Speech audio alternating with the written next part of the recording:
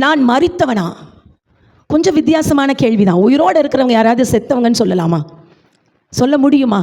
இப்போல்லாம் பார்த்தீங்கன்னா வாட்ஸ்அப்பில் அடிக்கடி வர காலமே என்னது, இந்த நினைவு நாள் அல்லது திடீர் என்ற மரணம். வயது கம்மியாக இருக்கும், ஆனால் அவங்களோட போஸ்டர் பார்க்கும்போது இறந்துட்டாங்கன்னு இருக்கும். வாழ்த்துதலுக்கும் அதே போஸ்டர் தான்.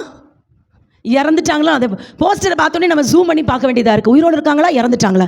ஏன்னா வயதுக்கும் மரணத்துக்கும் இப்போல்லாம் சம்மந்தமே இல்லை. வயசானவங்க தான் இறப்பாங்கன்றதெல்லாம் அந்த காலம். இப்போ எல்லாமே ரொம்ப சின்ன சின்ன வயசுலேயே இறந்து போகிறாங்க. அப்போ இறப்பு என்பது ஒரு மனிதனுடைய வாழ்க்கையினுடைய கடைசி நிமிடம். ஒருத்தன் உயிரோடு இருக்கும் பொழுது அவனை இறந்தவன்னு சொல்ல முடியுமா நம்மளால்?